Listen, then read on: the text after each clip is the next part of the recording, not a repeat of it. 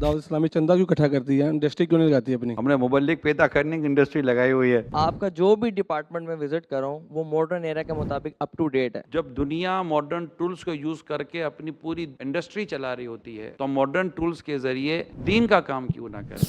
दावत इस्लामी ऐसे किचन्स लगा दे या ऐसा दस्तरखान लगा दे। कोई डिजास्टर हो, कोई उम्मत को ज़रूरत हो तो हम एक्टिव होते हैं, और हमारे पास चूंकि एक मैसिव फॉलोइंग है तो अल्लाह की रहमत से हम बड़ा अच्छा रिएक्ट करते हैं। मौलवी हजरात को नजर बद कम लगती है, जादू जिन्नात और असरात। अगर ये हकीकत भी है तो आपको मौलवी होने की दावत है, कोई मना नहीं कर रहा। आप भी बन जाएं। अगर किसी शख्स दाढ़ी वाले ने जिसने दाढ़ी रखी है, फॉर एग्जांपल मैंने दाढ़ी रखी है, मैंने कोई झूठ बोल दिया तो वो कहते हैं जी अबे दाढ़ी वाले हो रखी है यार, दाढ़ी वाला होगा झूठ बोल रहे हैं।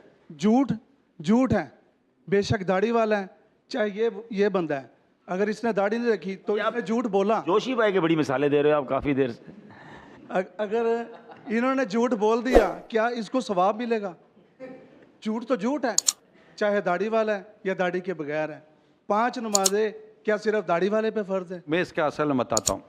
ये बात तो दुरुस्त है कि दाढ़ी वाला हो या बगैर दाढ़ी वाला हो, झूठ बोला दोनों ने गलत किया। तो हर चीज में मेंशन दाढ़ी वाले। अर्ज करता हूँ, गीबत की दोनों ने हराम किया, गाने सुने दोनों ने हराम किया, म्यूजिक सुना दोनों ने हराम किया। ये बात तो दुरुस्त है, दोनों ने हराम किया। अब मसला, मैं भी तो दाढ़ी वाला ना, दाढ़ी वाला टारगेट पे क्यों है? क्योंकि दाढ़ी वाले से लोग ये एक्सपेक्ट नहीं करते, उसकी जिम्मेदारी आ जाती है दीन, क्योंकि उसने दीन का एक बहुत ही खूबसूरत मैसेज एक्सेप्ट किया और उसको उसने अडॉप्ट किया है। मिसाल के तौर पर लड़का कोई काम करता है, आपका बेटा कोई काम करेगा और आप भी वो काम करो तो लोग आपके बेटे को इतना बुरा नहीं बोले जितना आपको बोला भैया तुम बापों को ये काम कर रहे हो यार, चलो वो तो तुम्हारा बेटा था, तो आप बोला तो बेटा सही करे, बेटा करे तो सही, मैं करूँ तो गलत। तो बाज़ औक़ात ऐसा होता है कि हम खुद अपने तौर पर अपनी रिस्पॉन्सिबिलिटी को भूल जाते हैं। या अल्लाह पाक ने बड़ी रहमत और बड़ी नेमत दी है कि हमने ये दाढ़ी जैसी नेमत इख्तियार की है। मैं आपको इसकी एक और मिसाल देता हूँ। इमाम आज़म इमाम अबू हनीफा रहमतुल्लाह ताला अलैह, बारिश थी, कीचड़ सा था, फिसलन थी, तशरीफ़ ले जा रहे थे, चल रहे थे, बच्चा तो बच्चा होता है, बच्चा वहाँ पुतक पुतक के जा रहा था, तो इमाम आज़म ने फरमाया बेटा संभल के चलो फिसल जाओगे। वो बच्चे ने फ़ौरन जवाब दिया, बोला इमाम शुक्रिया, आप संभल के चलें, मैं फिसला तो मैं फिसलूँगा, आप फिसले तो उम्मत फिसल जाएगी। हमारा मैसेज है, जैसे आप लोग इस वक्त मुझे सुन रहे हैं, मैं अब आपको अपना बताता हूँ, आप लोग मुझे सुन रहे हैं ना, मैं आपको कह रहा हूँ ये नहीं करें, ये नहीं करें, ये नहीं करें, ये नहीं करना चाहिए, तो मैं आपको एक तरह से दावत भी दे रहा हूँ कि अगर आप मुझे काम करता देखेंगे तो मुझे कहेंगे भाई हमें मना करता था, तू क्यों कर रहा है, राइट? तो ये एक रिस्पॉन्सिबिलिटी, मस्जिद के इमाम है, मस्जिद का इमाम भी तो नमाज पढ़ रहा है, पढ़ा रहा है, पढ़ाना ही उसको अलग कर देता है। क्या आम मुक्तदी के मुकाबले में इमाम को ज़्यादा एहतियात करनी पड़ती है। अल्लाह पाक की रहमत से जिसने दाढ़ी रख ली है उसकी एक रिस्पॉन्सिबिलिटी तो बढ़ गई है और उसको अपनी रिस्पॉन्सिबिलिटी को पूरा करना चाहिए। एक आम आदमी नाचता कूदता है, कोई इसको इतना बुरा भला नहीं कहेगा, लेकिन जब एक मजहबी आदमी नज़र आने वाला नाचेगा कूदेगा तो लोग कहेंगे कि यार, अब जैसे कि लोग हमें ऐसी दावत में देख लें कि जहाँ पर कुछ उल्टा सीधा काम हो रहा है तो कोई कान में आकर बोलेगा मौलाना तुमको इधर नहीं होना चाहिए था। अब मैं उसको बोलूँ फिर तू इधर क्या कर रहा है, बोलेगा मैं तो मतलब आपको नहीं होना, तो वो बात नहीं, मैंने भी उसको सही बोला मगर उसने भी मुझे गलत बात तो नहीं की ना। अच्छा चले, आपकी एक बात तो समझ आ गई, लेकिन अब इसका मतलब तो ये हुआ ना कि पहले मैं ठीक हो जाऊं फिर दाढ़ी रखूं, तो मैं ना ठीक हूं ना दाढ़ी रखूं। नहीं, दाढ़ी रखना खुद एक ठीक होना, ये आप और हम ठीक हो रहे हैं, हम में से कोई भी ऐसा नहीं है ये दावा कर दे कि मैं ठीक हो चुका हूँ। ये हमारा प्रोसेस चल रहा है कि हम ठीक हो जाएं। ठीक होने में एक काम ये किया कि हमने अल्हम्दुलिल्लाह एक मुट्ठी दाढ़ी रख ली, नमाज पढ़ ली, इबादत और नेकी की तरफ आ गए, ये है। अस्सलाम वालेकुम। वालेकुम अस्सलाम। मेरा नाम मुबशर है, मैं वज़ीराबाद से हूँ। मेरा सवाल है कि दावत इस्लामी चंदा क्यों इकट्ठा करती है, इंडस्ट्री क्यों नहीं लगाती अपनी? हमने मुबल्लिग पैदा करने की इंडस्ट्री लगाई हुई है, उसके लिए डोनेशन चाहिए होता है। ये फैक्ट्री लगी हुई है हमारी, हाफिज़ बनाने की फैक्ट्री है, आलिम बनाने की फैक्ट्री है, मुबल्लिग बनाने की फैक्ट्री है। अब ये पूरी प्रोडक्शन निकालने के लिए जो इन्वेस्टमेंट चाहिए वो हम चंदे के ज़रिए ले लेते हैं। दीन का काम 1400 साल से ज़्यादा अरसा गुजर गया, दीन का काम चंदे से हुआ है। ये मोटी बात ज़हन में बिठा लें। गज़वात के मौके पर नबी पाक सल्लल्लाहु अलैहि वसल्लम ने सहाबा को क्या फरमाया? अल्लाह की राह में दो, अल्लाह की राह में ख़र्च करो। सिद्दीक़ अकबर लाए, फ़ारूक आज़म लाए रज़ियल्लाहु तआला अन्हुमा, दीगर साहबा लाए, حضرت عبدالرحمن بن عوف لائے, حضرت عثمان غنی لائے رضی اللہ تعالیٰ عنہما. یہ سب کیا یہ کیا جمع ہو رہا تھا؟ چندہ ہی تو تھا, ڈونیشن ہی تو تھا. اور اس کے بعد اسلام و دین کا جو ذریعہ ہے, ایک مطلب ایک جو طریقہ کار ہے, زکوٰۃ کلیکشن ہے. یہ تو آپ بھی مانتے ہیں. بیت المال, یہ آپ نے سنا ہوگا, نبی پاک صلی اللہ علیہ وسلم اپنے عاملین مقرر فرماتے تھے جو جا کر زکوٰۃ کلیکٹ کرتے تھے, اور زکوٰۃ کلیکٹ کرنے کے بعد بیت المال میں جمع ہوتا تھا. وہیں سے ساری وہ ریاست کے اور حکومت کے اور معاملات اور خلافت کے معاملات اسی سے چلا کرتے تھے. زکوٰۃ کا ایک پورا ایک نظام بنا ہوا ہے, مطلب پورا نظام, رفاع عامہ کا پورا نظام, یہ پورے کے پورا اسی پر اسٹیبلش. بھائی امام کی تنخواہ چندے سے ملتی ہے, 16 گریڈ کے افسر کی تنخواہ کس سے ملتی ہے؟ ٹیکس سے ملتی ہے. کون سا کوئی کما کے دے رہا ہے اس کو بتائیے؟ لیکن وہ جینٹل مین ہے, امام صاحب زکوٰۃ کی تنخواہ لیتا ہے. زکوٰۃ کی تنخواہ امام صاحب کیوں لے گئے؟ وہ ٹیکس کی تنخواہ لے ہوئے تو کچھ بھی نہیں. کوئی ایک بتائیں گریڈ کا افسر جس کو کوئی تنخواہ ٹیکس سے نہ ملتی ہو. اسلام کا نظام زکوٰۃ کا ہے کہ وہ زکوٰۃ کلیکٹ کرتی ہے. باقاعدہ اسلام و دین کا کام چندے سے ہوا ہے. لگانے فیکٹری, تو بھیا فیکٹری لگانے کے لیے 1000 قسم کی پراپرٹی کے مسائل, پھر ٹیکس چوری کے مسائل, لیبر کے مسائل, ڈاکیومنٹیشن کے مسائل, پھر نفع نقصان کے مسائل, پھر ہڑتالوں کے مسائل. یہ سارے مسائل تو پھر مسجد کیسے چلے گی, ادارے کیسے چلیں گے؟ تو مسلمان زکوٰۃ دیتا ہے ثواب کے لیے, اور زکوٰۃ دین کے نام پر اور جو حقدار ہوتے ہیں ان پر خرچ ہوتی ہے. تو الحمدللہ دعوت اسلامی کا یہ, آپ کے علاقے کی مسجد دیکھ لیں, ایک مسجد دیکھ لیں, کبھی کسی مسجد کو جا کر کہا ہے کہ بھائی اپنی مسجد کی فیکٹری لگا لو, دکان لگا لو؟ سارے جمعے کو نکال دیں, 10 روپیہ بھی ڈالو تو 5 روپیہ نکال لیتا ہے کہ یار 5 روپیہ دینا تھا. یہ تو اپنے تو چلتا ہے نا. کرک نوٹ بھی کوئی نہیں دیتا, پرانی نوٹ ڈالتا ہے مسجد کی جھولی میں کہ کرک 100 روپے کی کرک نوٹ 101 روپے کی بھی نہیں ہے, نہ پرانی نوٹ 99 روپے کی ہے. تو چندے سے ہی نظام چلتا ہے, اور ماشاءاللہ یہ بہت اچھا نظام چلتا ہے. اس کو برا بھی نہیں ماننا چاہیے. برا کیسے مانے؟ دین کے لیے چندہ کرنا سرکار صلی اللہ علیہ وسلم کی سنت ہے, یاد کر لیں آپ, اور دینا صحابہ کی سنت ہے. جی السلام علیکم. وعلیکم السلام نام ورحمۃ خواجہ اللہ. رضوان ہے اور میں ملتان سے تشریف لائے ہوں. نگران آیا شورا. جی جی جی آیا نو.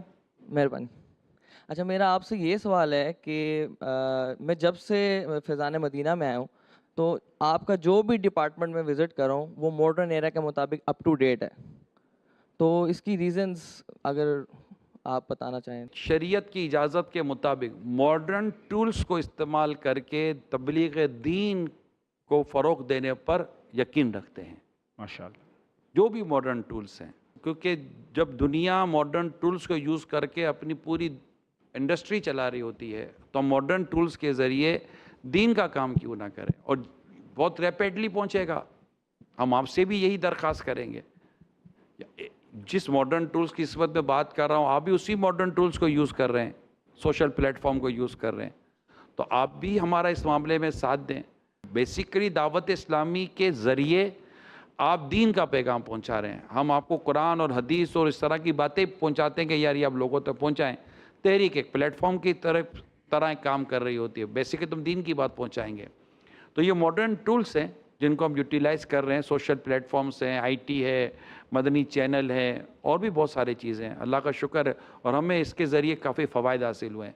تاہم یہ ضرور ہے کہ ہم ان تمام تر چیزوں کے ساتھ ایک ہم نے شرعی ایڈوائزری بورڈ رکھے ہوئے ہیں کہ ان کو استعمال کرتے وقت کوئی کام ایسا نہ ہو جائے کہ جو خلاف شرع ہو. جب کام کرنا ہے اللہ کو راضی کرنے کے لیے تو پھر اسے گناہ کا کیا دخل ہونا چاہیے. اچھا میرا عبدالحبیب بھائی سے ایک سوال یہ ہے کہ میں بھی ایک بزنس مین ہوں, اور آپ یہ بتائیں کہ مطلب مذہبی ہونے کے باوجود بزنس پہ تو کوئی افیکٹ نہیں پڑتا آپ کا؟ میں تو یہ سمجھتا ہوں کہ بزنس مین بہت اچھے طریقے سے دین کا کام کر سکتا ہے, کیونکہ اللہ پاک نے اس کو ایک ایکسٹرا مائنڈ دیا ہوتا ہے. وہ اپنے گاہک کو جب انسپائر کر سکتا ہے, اپنا سودا بیچ سکتا ہے, تو کسی کو نمازی بھی بنا سکتا ہے. ہم اگر سیرت اٹھائیں اور صحابہ کرام کی, تو نبی پاک کے بعد اگر ہم پیارے آقا کے صحابہ کو دیکھتے ہیں تو Hazrat Usman Ghani one of the biggest businessman تھے. حضرت عبدالرحمن بن عوف کا بہت بڑا کاروبار تھا, اور آگے چلے تو امام اعظم ابو حنیفہ بہت بڑے بزنس مین تھے. تو بگ بزنس مین ہوتے ہوئے دین کا بہت بڑا کام کیا. اچھا پھر ہم بزنس مین جو ہوتے ہیں اس میں ایک اور فائدہ یہ ہوتا ہے کہ ہم لوگوں کو پے کر رہے ہوتے ہیں, ہم سیلری نہیں پرسنٹ نہیں ہوتے. تو جب اللہ نے دیا ہوتا ہے نا تو وہ ٹینشن بہت ساری ہم سے ریلیز ہو چکی ہوتی ہیں. تو ہم اس ٹینشن میں جب نہیں ہے تو پھر ہمیں تو زیادہ آسانی سے دین کا کام کرنا چاہیے. اور تیسری بات میں یہ سمجھتا ہوں, آج ایک بزنس مین اتفاق اسلام بھائی مجھ سے ملنے آئے کہ ان کے ماشاء اللہ پیٹرول پمپس تھے, تو مجھے کہتے ہیں کہ میرے پاس پیٹرول پمپس ہیں لیکن میں چاہتا ہوں میں دین کا کام کروں, ٹائم نہیں نکلتا. تو میں نے ان کو ایک فارمولہ بتایا, شاید آپ کو کام آ جائے, آپ کے توسل سے اور ویورز کو کام آ جائے. میں نے بہت پہلے ایک ڈیسائیڈ کیا تھا کہ میں خود بزنس کروں تو شاید میں 100 روپے کماؤں گا, اور میں اپنے کچھ فرنٹ مین کھڑے کر لوں, میرے مینیجرز یا میرے جو بھی امپلائیز ہیں ان پر بھروسہ کروں اور ان کو کام سکھا دوں اور صرف سپروائز کروں, تو شاید 70 روپے وہ کمائیں گے. 30 روپے ہمیں لگتا ہے, باقی تو جو ریسیو میں وہ ملنا ہے. ہمیں لگتا ہے کہ یار میں زیادہ ایفرٹ کروں, کاروبار پہ ٹائم دوں. تو میں نے کیا ڈیسائیڈ کیا کہ یار میں اچھے لوگ کھڑے کر کے 30 روپے کم بھی کما لوں, لیکن اس 30 روپے میں مجھے اپنی زندگی میرے ہاتھ میں مل گئی. اب میں نہ کروں, کام پہ نہ جاؤں, تو میں دین کا کام کر لوں, میں انجوائے کروں لائف کو. کچھ لوگ ساری زندگی صرف پیسہ کماتے ہیں, اپنا ہی پیسہ خرچ کرنے کا ان کے پاس ٹائم نہیں ہوتا. تو یہ تو بے وقوفی ہے کہ صرف کاروبار کے لیے لائف گزاری. کاروبار ایسا کرنا چاہیے جس میں آپ کی پریزنس کم ہو, اپنی پریزنس کو پیچھے لے آئیں اور اس پریزنس کو جو آپ کے ہاتھ میں آ گئی ہے اس کو دین کے لیے استعمال کریں, حرمین طیبین جائیں, حج عمرے کریں, دنیا دیکھیں. تو یہ جب ہو سکے گا کہ جب آپ اپنے اچھے فرنٹ مین کھڑے کریں گے اور اللہ پر توکل کریں گے. عثمان محمود میرا نام ہے, ملتان سے آیا ہوں, اور جو میرا پروفیشن ہے میں سوشل میڈیا کنسلٹنٹ ہوں. کراچی میں فرسٹ ٹائم آیا ہوں, پہلی دفعہ ہی میں فیضان مدینہ میں آیا ہوں. کراچی بھی پہلی بار آئے؟ فرسٹ ٹائم آیا ہوں. اوہ, ہاں جی. فیضان مدینہ بھی پہلی بار آئے؟ ہاں جی. کیا بات ہے. اچھا, اور جو میرا کوشچن ہے وہ ہے مائنڈ سیٹ کے اوپر نا, کہ بہت سارے ایسے لوگ ہیں جو کہ بہت زیادہ خوش بھی رہتے ہیں اور اس کے بعد کچھ ایسے سٹیپس آتے ہیں اور ادھر سے یا ادھر کی جو لوگ ان کو باتیں کرتے ہیں کہ تیرنوں نظر لگ گئی ہے یا تیرے تے جادو ہو گیا ہے. مطلب یہ دو چیزیں ہیں, نظر بد اور جادو. تو جب وہ ٹھیک ہوتے ہیں تو کوئی چیز فیل نہیں ہوتی, اور جب ڈاؤن فال آتا ہے تو ادھر سے ادھر جو لوگ ان کا جو مائنڈ چینج کرتے ہیں تو وہ ڈسٹرب ہو جاتا ہے. تو بعد میں اگین اسی پہ لاؤں کہ جو مائنڈ سیٹ ہے تو اس میں ہمیں کیا رہنمائی ملنی چاہیے؟ نظر بد حق ہے, جادو بھی حق ہے. نظر بھی لگتی ہے اور جادو بھی ہوتا ہے, لیکن ہر چیز نہ نظر بد ہے نہ ہر چیز میں جادو ہے. یعنی جب آپ ڈیکلائن ہو جاتے ہیں, پیچھے ہٹنا شروع ہو جاتے ہیں, کام ہو نہیں رہے ہوتے, وہ کہتے ہیں نا کہ وہ سونے میں ہاتھ ڈالتے تو مٹی ہو جاتا ہے. تو یہ ضروری نہیں ہے کہ نظر بد ہو, یہ ضروری نہیں ہے کہ جادو ہو. بھائی ہمارے نصیب میں نہیں ہے, مقدر ہے کہ نہیں آ رہا ہوتا. جب آ رہا ہوتا ہے تو کیا ہوتا ہے, اور کچھ ہوا ہوتا ہے. تو اصل میں کچھ چیزیں مقدر کی ہوتی ہیں, نصیب کی ہوتی ہیں. روزگار یا روزی یا جو بھی چیز ہے وہ ہمارے نصیب میں نہیں ہوتا. کبھی زندگی میں اس طرح کے حالات ہوتے ہیں کہ ہر تھوڑے دنوں بعد کوئی پریشانی آ رہی ہوتی ہے, تو وہ رات آئی, اس تو زندگی کی ایک رات آئی ہے. صبح کا انتظار کریں. جب صبح آئی ہے وہ خوشی ہے, جو مٹی میں آ ڈال تو سونا ہو جاتا ہے. خوشی آئی ہے تو بھی رات کا انتظار کریں. زندگی ان دونوں کے ساتھ چلے گی, شام بھی آئے گی, خوشی بھی آئے گی, رات بھی آئے گی, دن بھی آئے گا, رات, یہ سب کے سب ساتھ چلیں گے.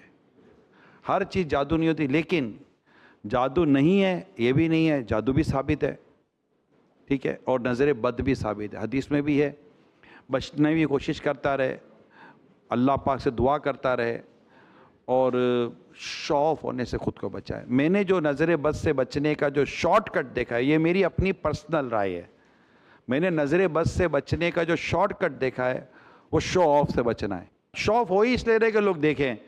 اب جو دیکھے گا تو نظر ہے, بد بھی ہوگی خوش بھی ہوگی, تو خود ہی لگوا رہے, خود ہی لگا رہے ہیں. وہ کہتے ہیں ہاں بیل مجھے مار. آج کل تو کھانا کھانے سے پہلے کھانے کی تصویر لگا رہے تھے, آج یہ کھا رہا ہوں, اس ریسٹورینٹ میں کھا رہا ہوں, یہ خرید کے لایا ہوں, تو نظریں ہم خود ہی لگوا رہے ہوتے ہیں. عمران بھائی ایک اور, انہوں نے نظر بد کے حوالے سے پوچھا تو مجھ سے اتفاق کریں گے یہ لوگ بھی, پہلے سے کر لیں گے. نہیں ایسی بات کرنے والا سوال تو کرو پھر اتفاق کریں گے نا. ابھی شاید ہاتھ بھی اٹھ جائیں کہ نارملی دیکھا گیا ہے کہ نا مولوی حضرات کو نظر بد کم لگتی ہے, جادو وغیرہ, جنات اور اثرات اور اس طرح کی چیزیں ان پہ کم ہوتی ہیں.